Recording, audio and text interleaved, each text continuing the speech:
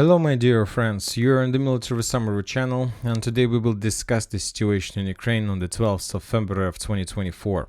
Today we have lots of very interesting details, updates, the progress on the ground, so let's start. And first we're going to start as usual these days from Avdiivka direction. Just this morning we were talking about the further Russian progress to the south of the former air defense base, and according to very reliable mappers, including Deep State pro-Ukrainian mapper, and for example the Syriac pro-neutral mapper, the Russians, as a result of offensive operation, managed to establish control over the forest belt to the south of Chernyshevskoye Street and Vinogradniki, let's say garden holder association. So this territory, according to most of the reliable mappers, was captured by the Russians, and the Russians continue moving further. Furthermore, additional progress the Russians managed to achieve in the fields to the northwest of the former air defense base, and something like this was captured by the Russians as well. So now we understand that Ukrainians probably still have some supply road, some possibilities to make some reinforcements, or at least to evacuate soldiers if it needed, but obviously the days of this road are counted. Probably less and less time the Ukrainians have for evacuation or something like this. And right after we received updates about the further Russian progress, about the further, let's say, former air defense base news operation, we start receiving geolocated bombings of the base itself. For example, on this video we can see how the Russians were bombing the Ukrainian positions inside of the former air defense base with Krasnopol accurate rounds, accurate shells. As a result of those strikes, few ammo depots, few positions of Ukrainian forces were destroyed. So we can say that that was something like artillery preparation, and very likely within the next 48 hours, the entire destiny and the future of the former air defense base will be resolved by the next Russian offensive operation. Obviously, the days of this territory are counted if the Russians manage to improve their positions on the flanks. When talking about the central part, very interesting. The situation is very interesting that still we haven't received any more geolocated videos confirming further Russian progress in the central part of Avdiivka. Of course, the sources are saying about the fightings and clashes for the residential area, for the gas station, for the moto depot, for the Brivno cafe, moving further in direction of the railway stations, about the progress in the vicinity of the Blue Lakes and so on. But yet we haven't received even a single geolocated confirmation of this progress. Basically, the last geolocation, more or less, that shows significant progress of the Russians, we received somewhere on the 4th or 5th of February. So for 5 days, up to 7 days, the Russians are fighting for industrial aid. So for the last previous 3-4 days, the Russians had just one goal: to move as close as possible to industrial aid and to basically cut this road off. But now we see that up to 5 days, from 4 to 7 days passed since the beginning of that operation, and the Russians still haven't managed to do this. And of course, we start asking ourselves the questions: what are the things? What are the problems? Why the Russians haven't managed to do this? Of course, there are lots of explanations, and probably the most important explanation is that Syrsky, during this period of time, Zelensky dismissed Zaluzhny and appointed Syrsky on his position, and now Syrsky started the redeployment of strategical and tactical reserves to this area. We have adjusted the map based on, on the units that located in this area, and according to information from the open source, we can find currently on Avdiivka direction the 1st Tank Brigade, for example, or we can find 71st Jaeger Brigade. The Ukrainians have redeployed 23rd Mechanized Brigade. There are 47th Mechanized Brigade, but this brigade was redeployed here a very long time ago, so nothing special. Also, from Zaporozhye area, the Ukrainians have redeployed 116th Mechanized Brigade, and as we can see, according to their geolocation, we can see that this brigade is responsible for protecting and defending the former air defense base. So fresh forces currently try to slow down and stop the Russians in this area. Furthermore, we got report that Ukrainians redeployed 153rd Mechanized Brigade from strategical reserves, from reserves that Ukrainians were trying to involve to start using somewhere in the beginning of April, but the situation is so critical that Ukrainians are forced to use them right now. So this is the situation, and if we summarize a few words: progress on the south, something unusual and weird in the central part, basically no progress, and everybody in the world, including pro-Ukrainians, pro-Russians, and neutral sources, are expecting one thing: Ukrainian release or deblocking operation. And as we were talking, and according to reserves, according to the forces that were deployed, very likely the Ukrainians will attack Krasnogorovka. But there is few problems in this, because currently time works in Russian favor. And as I can see, the Russians, when they were planning the battle for Avdiivka, they planned not just the technical part or military part of the movements. The most important, that the Russians counted and calculated the timings when the Ukrainians would start their counteroffensive. And now it's almost the middle of February, and there are less and less days left, not just for Russian attack, Russian offensive operation, but for Ukrainian counterattack as well. And today, for example, we have a very interesting video of supply roads that goes to Avdiivka. Imagine yourself that the Russians, during the previous phase of offensive operation Avdiivka, managed to make the most important. They managed to enter the city. And this is very important. The Russians don't need to face this situation on the ground while trying to cross the fields, while trying to attack the Ukrainian positions and so on.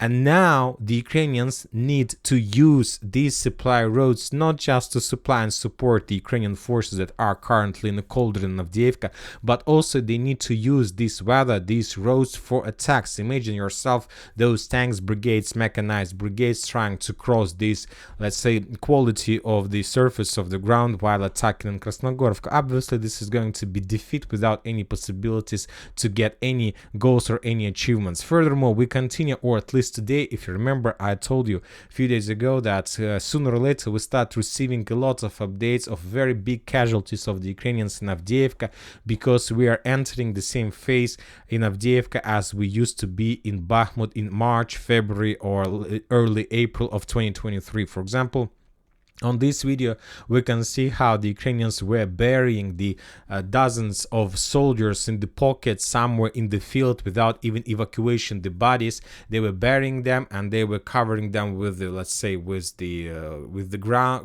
with the sand and so on.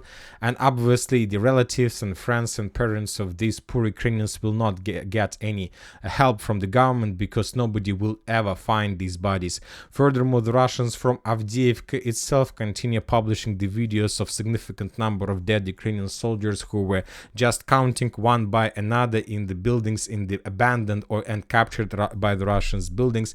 So, and this is the reason, why, once again, why we at the same time start receiving the videos like that.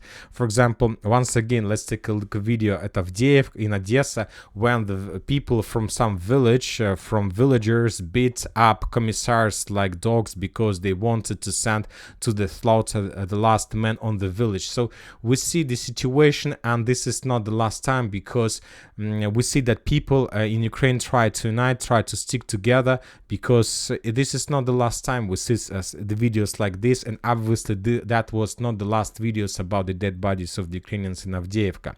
Furthermore, when talking about mobilization, if we continue this topic, today we got another video from Kharkiv. On this video we can see how a poor young man was trying to run away from a person who were making mobilization. He was captured. Then we see another person arrived, and obviously this poor young guy within the next week or maybe months would be sent somewhere in Avdiivka. And I believe that the days of these young men are numbered. So this is the situation. We see that Zelensky and Zaluzhny, they are not counting the losses. They are going to fight for Avdiivka. They are going to create another meat grinder.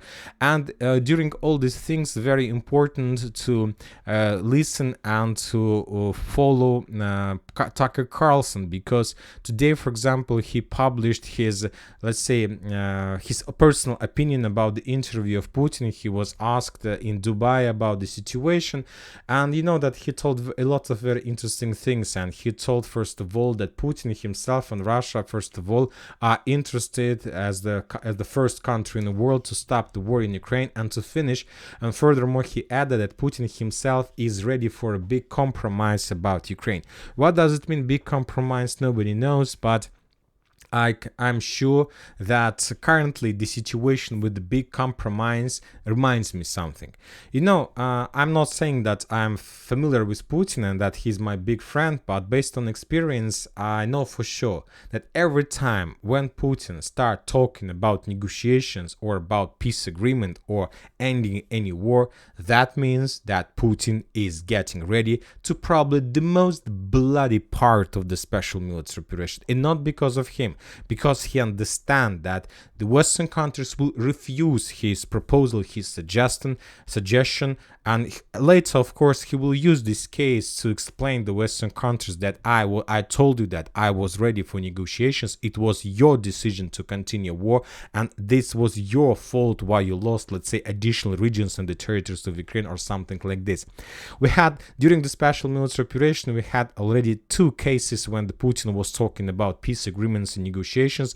The first one took place in March and April when Putin was asking to sign peace agreement with Ukraine, and he was already ready to go for some compromise and a lot of compromise. We know the description and the content of that peace agreement, and what did we see? We saw that Western countries refused, and now we see that Ukraine has already lost up to 20% of its territories. The next time when Putin was talking about peace agreements took place during the Christmas ceasefire. After that, the Russians established control over Bakhmut, and we remember how did that battle finished. And now Putin started the talks about the peace agreements for the third time, and you need to understand, maybe he wants to start peace negotiations, peace agreements, and maybe he needs that, but obviously he's getting ready to much more bloody part of the special military operation, and that something very big is going to happen within the next days. Obviously the Ukrainians will try to conduct their counteroffensive operation, and this is going to be a very bloody one. Now we are moving further to Bakhmut Artyomov's direction. We have additional updates from this territory as well. According to information we have, the Russian sources published geolocated video of Russian counter-offensive operation along the railways between Klishchiivka and Andreevka. And as a result of that attack, the Russians managed to establish control over trenches along the railways. This territory was stormed by the Russians, so the Russians were attacking in this direction, and based on this video we can make a conclusion that is very likely that as a result of Russian counter-offensive operation, they managed to restore complete control over their lost positions during the Ukrainian counter-offensive. So currently, this territory is from now on under Russian control. So the situation in Klishchiivka also for the Ukrainians is getting worse and worse. Now, when talking about Ivanovka, Chasov Yar direction, we have already discussed in the previous update that the Russians, as a result of offensive operation, managed to establish control over the Bel fortification area, but some sources later started publishing that currently it's let's say that there are two options what is Bel fortifications. One source are saying that this is the Bel fortification area and that the Russians, as a result of offensive operation, managed to establish control over the fortification belt that located to the south of Bogdanovka, this one. Other sources are saying that Bel fortification is the forest that lays along between Popovo forest and Ivanovska. I can't tell you for sure where is Bel fortification because I don't know, but if you know, you can share with us your opinion in the comments to give us understanding where is the Bel fortification. But anyway, lots of experts are saying that the Russians are moving currently in direction of Chasov Yar, and today the Russian sources published additional geolocated videos. For example, on this video we can see how the Russians were attacking the tree line between Chasov Yar and Popovo forest. They were bombing this territory from hidden positions. There were explosions, as you can see. There was explosion inside of Chasov Yar. So lots of experts are basing their conclusions that the Russians are moving to Chasov Yar also partly on this video.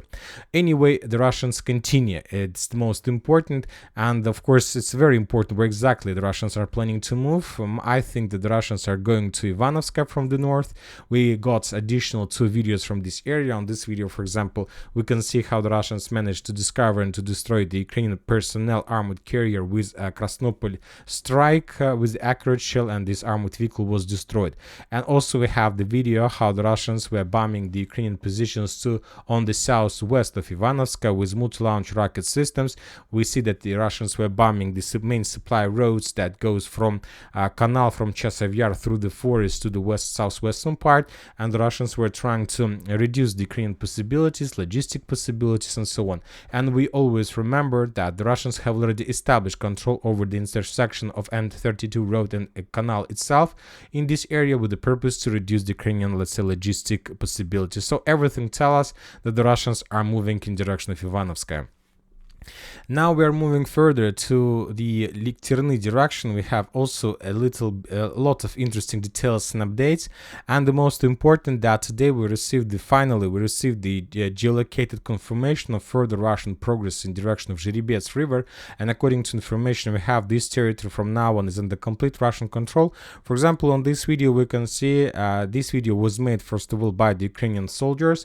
The Ukrainian drone was flying above the forest, about this Shchuka forest. This is the secret, or let's say operational title of this area, and we can see how the Ukrainian drone was flying above this territory and was recording the Russian soldiers who were in this area. Probably the Russians were trying to find a solution how to improve their positions. This video was geolocated exactly in this area, which completely let's say confirms additional Russian progress. We have adjusted the map, as you can see, and now the distance between the Ukrainian positions and the Russians are around 1 kilometer, 600 meters. So it's nothing, it's already a distance of a tank attack. So the Russians are getting closer and closer, and also within the week probably we're going to start receiving first updates about the clashes for Terny and Yampolovka themselves. Furthermore, we got another video from the Gloves fortification, from the Gloves forest, this one. On this video we can see the movements and the, let's say, maneuvers of Russian soldiers along the trenches.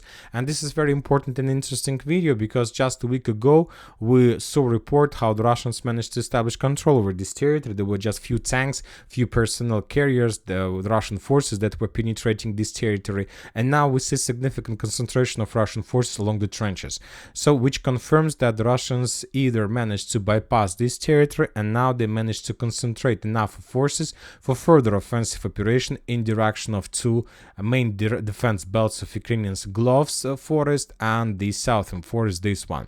So very likely within the next few days we're going to receive more updates about the progress on this direction as well. When talking about Sinkovka area, today we got 2 geolocated videos of additional Russian progress. The Russians launched an offensive operation.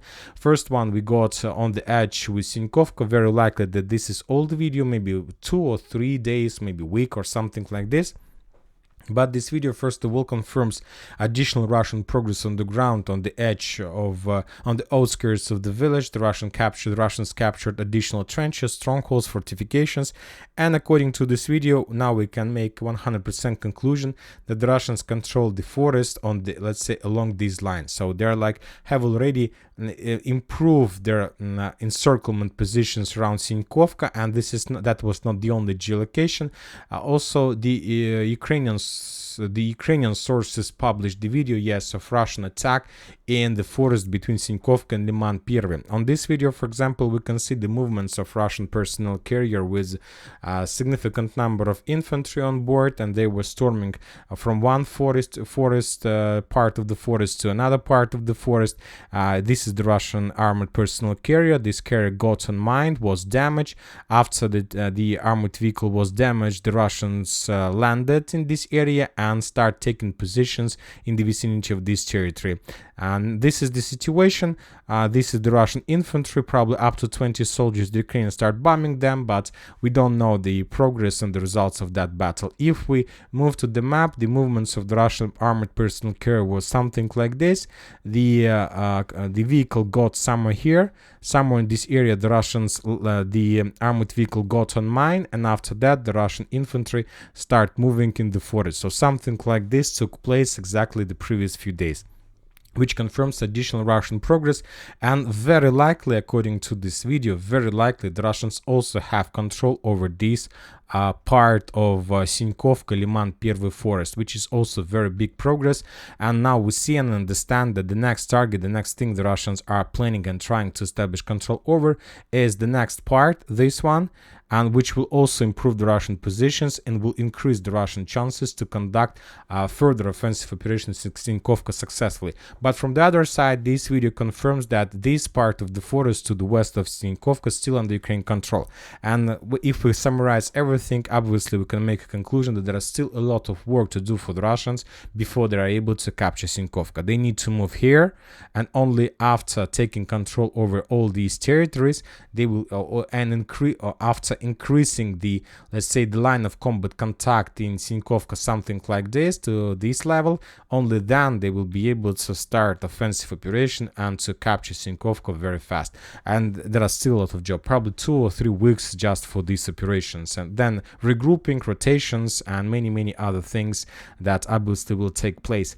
Very interesting. Let's few words about South Donetsk. As we discussed, the Russians continue moving in direction of Победа. The Russians continue advancing in Novomikhailivka. Today, during the day, we haven't received any geolocated confirmation of additional progress, just telegram messages or something like this. Interesting video we got from Zaporozhye direction. Few things about this territory. First of all, Ministry of Defense of Russian Federation haven't, let's say, gave us any updates about this front line once again. It's probably 5th day in a row, and now we understand why. At least most of the forces from this area, most of the reserves were redeployed to Avdiivka direction, so currently there are not so many forces either from the Russian or from the Ukrainian side, but we have some intensifying of activity. The Russian sources published very interesting video of the use of Tornado-G, a multi-launch rocket system. This is new modification of multi-launch rocket system. As you can see, it's new type, completely fresh. We see some defense belt from FPV drones. We see the launching system, and we see the territory that was covered as a result of that attack. Significant square, as you can see, and very big distance for attack, and this is the situation. And we have some intensifying of activity from the Russian side in triangle between Kamyanska, Lugovo, Zhrebyanka. For now, we can use these videos just to clarify the Ukraine positions, but from the other side, all 3 geolocations from this area can mean something, and probably the possible Russian activization on this direction as well. Also, the Russians reported and the Ukrainians reported that during the previous 20 months, just since the beginning of this year, the Russians used up to 460 aviation bombs since the beginning of the year. So significant number, not from the year, just for February. Just for February, the Russians used 460 FABs. Furthermore, according to information we have, just during the previous 24 hours, the Russians used up to 440 FABs inside of Avdiivka. So the Russians are bombing these Ukraine very heavily, and the Ukrainians, we say, can't show anything, can't do anything with this, and that's another very bad situation for the Ukrainians. And the final report from Krynki, according to information we have from different mappers, maybe the Ukrainians managed to improve their positions in the central part of Krynki. At least Syriac reports that. Probably he made his conclusion based on the video that yesterday was published by the Ukrainians of how the Russians were bombing this part of Krynki, and based on that he adjusted the map. Currently it's very difficult to make any conclusions, but the only thing I can tell you for sure, if the Russians are not able to find a solution how to solve the problem with Krynki before spring comes in, obviously the Ukrainians will intensify their clashes and attacks during spring and summer period of time. And they will attack not just in Krynki, but the Ukrainians will try to attack all over the entire line of combat contact, starting from Kherson and ending somewhere in Energodar. On this video, we can see the process of evacuation of Ukrainian wounded soldiers, and this video we can see that this evacuation was successful. The Russians were bombing the Ukrainians all over the road, but they haven't managed to get them, and the Ukrainians completed the evacuation, which also confirms that not every single boat can be destroyed or was destroyed during the previous phase of the special military operation. And the final update is that the Ukrainians continue blocking the the Poland continue blocking the border with Ukraine, which also affect the Ukrainian economy and so on. And we see that the picture is that every single country in the world turns it back to Ukraine, maybe just United States of America and Germany, but either they have a lot of problems. And furthermore, if you remember, during the previous days we were talking that Emmanuel Macron, the president of France, was planning to visit Kiev to sign the security agreement, but for some reason he cancelled his meeting, and this is also something like a sign or a flag that the situation is very difficult for Ukraine on the political level as well. And that's it for today. Military Summer Channel reminds you to condemn any violence in the world. Thank you for your watching. Subscribe to my channel, put your likes to my Patreon, and have a good day. Bye bye.